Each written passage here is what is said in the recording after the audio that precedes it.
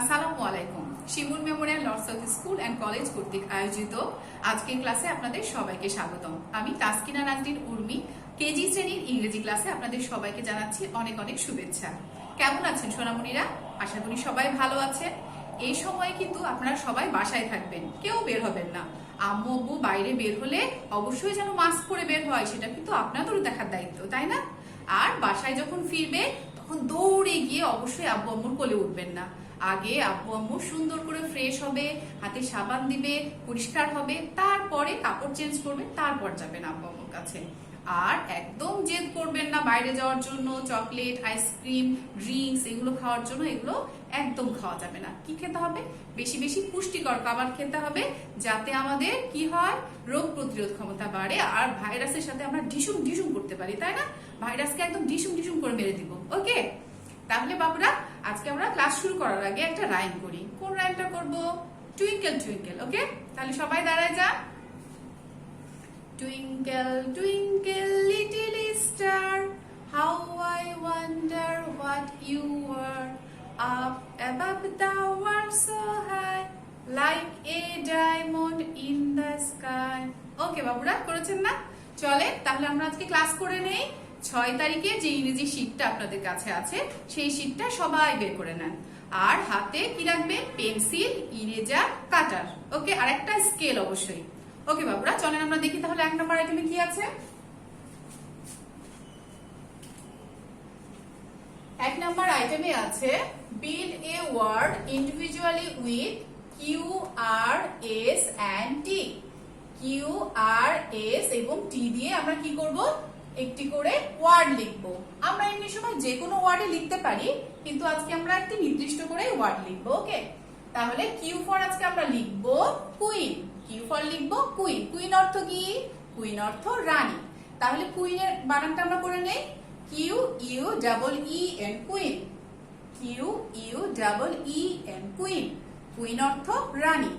তাহলে আসেন লিখে ফেলি। কিউ অবশ্যই ক্যাপিটাল লেটারে লিখবেন। আর বাবুরা এখন বাসায় আছেন, অনেক সময় লেখাটা যেন সুন্দর হয়, খুব ধীরে ধীরে সুন্দর করে লিখবেন। Q U double E N. অনেকদিন পর যখন স্কুল খুলবে তখন দেখবো আমার বাবুদের লেখাটা অনেক সুন্দর হয়ে গেছে, তাই না? বাসায় প্র্যাকটিস করতে করতে। তাহলে কুইন অর্থ রানী। কিউ এর পরে আর। আর ফর কি লিখবো? আর ফর লিখবো rat. R A T, rat. Rat অর্থ ইঁদুর। আর এ টি, র‍্যাট। র‍্যাট অর্থ ইঁদুর। আসেন লিখে ফেলি। আর এ টি, র‍্যাট। র‍্যাট অর্থ ইঁদুর। এরপরে S. S for sun. Sun অর্থ সূর্য। S U N, sun. Sun অর্থ সূর্য। S U N, sun. Sun অর্থ সূর্য।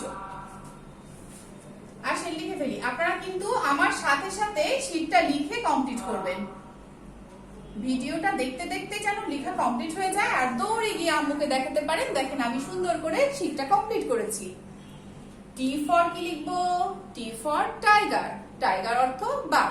টি I G E R, tiger. T I G E R, tiger. Tiger অর্থ বাঘ। আসেন টাইগার লিখি। T I G E R, tiger. Tiger অর্থ বাঘ। এবার দেখেন 2 নম্বরে কি আছে? Write the English meaning of the following words. এখানে যে বাংলায় শব্দগুলো আছে সেটার ইংলিশ মিনিং লিখতে হবে। তাহলে প্রথমে পড়ি কি লেখা আছে? প্রথমেই লেখা আছে রানী। রানীর ইংরেজি কি? আমরা এক্ষুনি পড়লাম। রানীর ইংরেজি কুইন। রানীর ইংরেজি queen. Q U double E N, queen. Q U double E N, queen. আসল লিখি। Q U double E N, queen. Queen অর্থ রানী। ইঁদুর। ইঁদুরের ইংরেজি কি? র‍্যাট। ইঁদুরের ইংরেজি rat. R A T, rat. R A T, rat. আমি কিন্তু অনেক ধীরে ধীরে লিখছি, আপনারা কিন্তু আমার সাথেই লিখে শেষ করবেন। ক্লাসে যেভাবে আমরা লিখতাম আমার সাথে সাথে আপনারা লেখা শেষ করতেন, ঠিক সেভাবেই লিখবেন। সূর্য। সূর্যর ইংরেজি সান। S U N, sun. Sun অর্থ সূর্য। এস ইউএন সান, সান অর্থ সূর্য। ওকে, এবার কি লেখা আছে? বয়াকার ঘ, বাঘ। বাঘের ইংরেজি tiger, TIGER, tiger, TIGER, tiger. আসেন লিখে ফেলি, TIGER, টাইগার, টাইগার অর্থ বাঘ। ওকে, তাহলে আমরা 2 নাম্বারও শেষ করে ফেললাম, তাই না? এবার 3 নাম্বারে চলে আসি।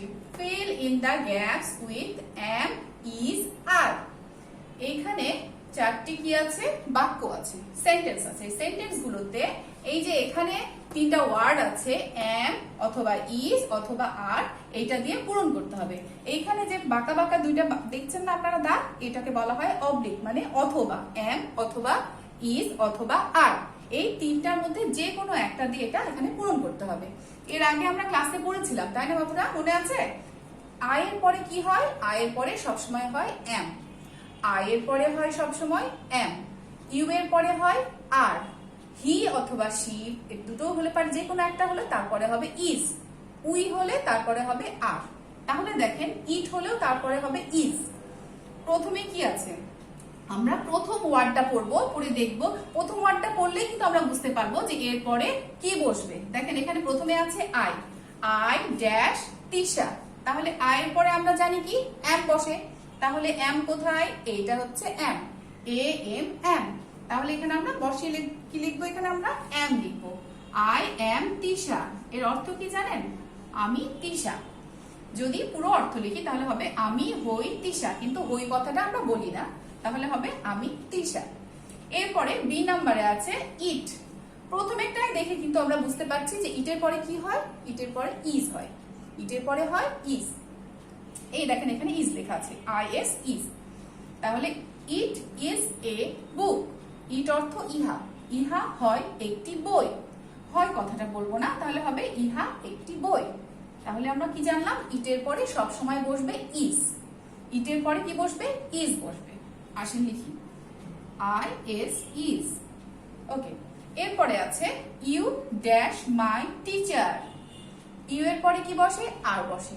উই যদি হতো, উই এর পরেও আর বসে, ইউ এর পরে আর বসে। তাহলে এখানে আমরা আর লিখি, এই যে ARE, আর, এটা এখানে লিখবো। ইউ এর পরে আর, ARE, আর।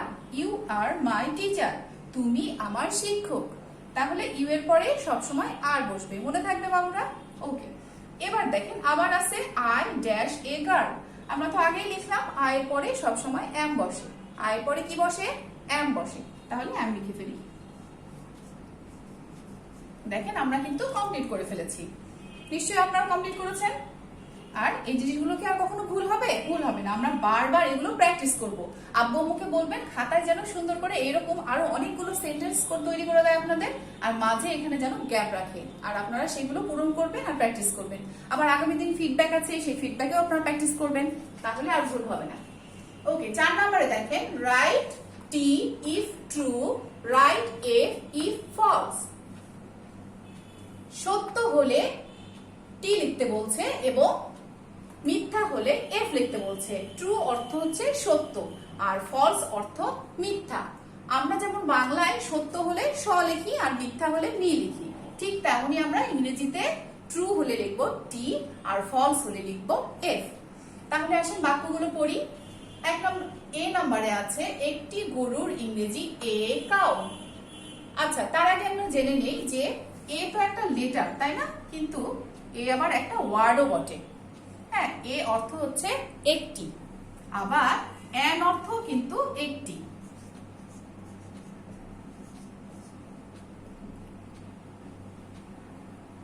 এ অর্থ একটি, আবার এন অর্থ কিন্তু একটি। আরেকটা পড়েছিলাম আমরা দা, তাই না? THE, দা। এই দা অর্থ হচ্ছে টি, দা অর্থ টি। এগুলো কিন্তু বারবার প্র্যাকটিস করে মনে রাখতে হবে। এ অর্থ একটি, এন অর্থ একটি, দা অর্থ টি। তাহলে এখানে লেখা আছে একটি গরু।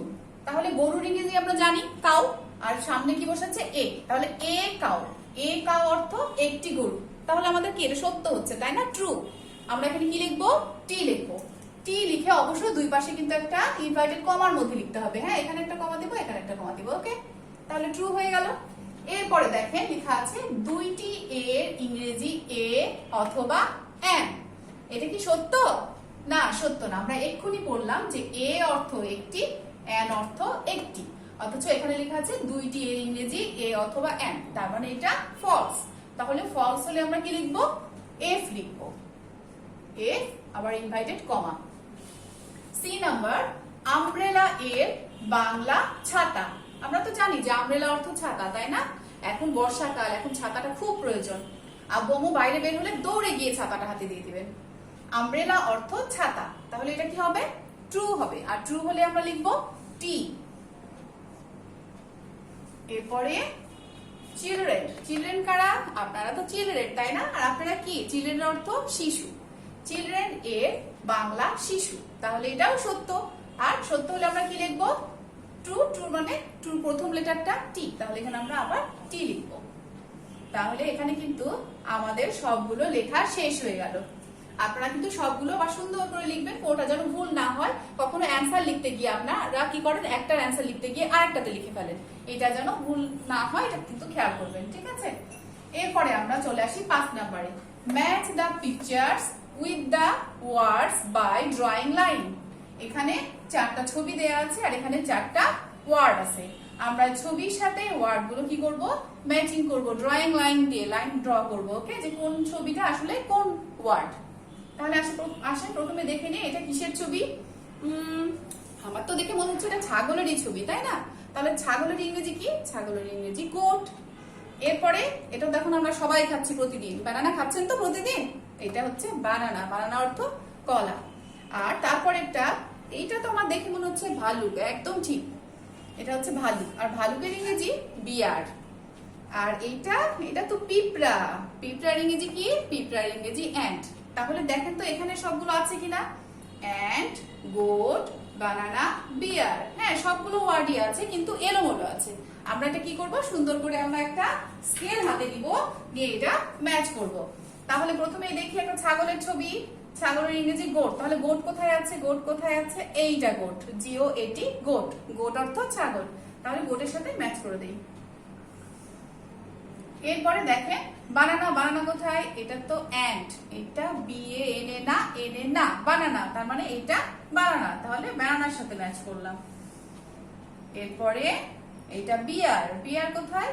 এইটা না, BEAR, বিয়ার। বিয়ার অর্থ ভালুক, এইটা বিয়ার। আপনারা কিন্তু অবশ্যই স্কেল ব্যবহার করবেন, কেউ আলসামি করে স্কেল হাতে না নিয়ে হাত দিয়ে কিন্তু টানবেন না, তার টানবেন না, ওকে? এরপরে কি আছে? অ্যান্ট। তাহলে একটা ওয়ার্ড আছে অ্যান্ট, অ্যান্টের সাথে এখন আমরা ম্যাচ করে দিই। আমাদের কিন্তু ম্যাচ করা শেষ হয়ে গেল। আপনারা নিশ্চয়ই হয়ে গেছে শেষ করা। তাহলে আমরা আমাদের কিন্তু লিখিত আইটেমগুলো সব শেষ করে ফেলেছি। এখন আমরা কি করব? এখন আমরা একটু ওরাল গুলো করব। আসেন ওরাল গুলো দেখি কি আছে আজকে আমাদের। আমরা যেগুলো লিখলাম শুধু সেগুলোই আমরা একটু এখন মুখে মুখে প্র্যাকটিস করব। টাইগারের বাংলা অর্থ কি? টাইগারের বাংলা অর্থ বাঘ। টাইগারের বাংলা অর্থ বাঘ। সূর্য এর ইংরেজি অর্থ কি? সূর্যের ইংরেজি অর্থ সান, SUN, সান। সান অর্থ সূর্য। রানী। রানীর ইংরেজি অর্থ কি? রানীর ইংরেজি অর্থ কুইন, QUEEN, কুইন। কুইন অর্থ রানী, QUEEN, কুইন। কুইন অর্থ রানী। এরপরে আছে RAT, র্যাট। র্যাটের বাংলা অর্থ কি? র্যাটের বাংলা অর্থ ইঁদুর। রস্বই চন্দ্রবিন্দু দয় রস্যকার বয় শূন্য র, ইঁদুর। রস্বই চন্দ্রবিন্দু দয় রস্যকার বয় শূন্য র, ইঁদুর। আপনারা কিন্তু চন্দ্রবিন্দুটা দিতে ভুল করবেন না, ঠিক আছে? এরপরে আছে ইংরেজিতে বছরের শেষ 3 সিজনের নাম বলতে হবে। 3টা সিজনের নাম শেষ কিন্তু বলেছে, মানে আমরা জানি যে কয়টা সিজন? মোট 6টা। কি কি বলেন তো একটু? Summer, rainy season, autumn, late autumn, winter, spring. তাহলে শেষ 3টা কোনটা? শেষ 3টা হলো late autumn, winter, spring. Late autumn, winter, spring. এটা কিন্তু আপনারা বারবার বাসায় লিখে চর্চা করবেন, তাহলে বানানটা ভুল হবে না। এরপরে আসে recite the rhyme 4 lines from the rhyme 3 little fish. 3 little ফিশটা কি করতে বলেছে? আমাদেরকে রিসাইট করতে বলেছে। তাহলে আসেন পড়ি। Three little fish.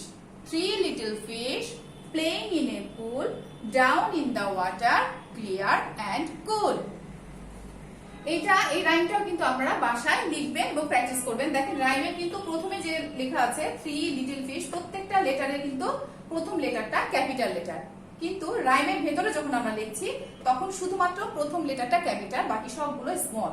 আর এখানে রাইম লেখার সময় কিন্তু কিছু পাংচুয়েশন মার্কস আছে, মানে কমা আছে, ফুল স্টপ, সেমিকলন, সেগুলো কিন্তু অবশ্যই আপনারা দেখে সঠিকভাবে তারপরে বাসায় লিখে প্র্যাকটিস করবেন। ওকে, তাহলে আমরা একবার একটু রাইমটা অভিনয়টা দেখে নিই। Okay, three little fish playing in a pool, down in the water, clear and cool.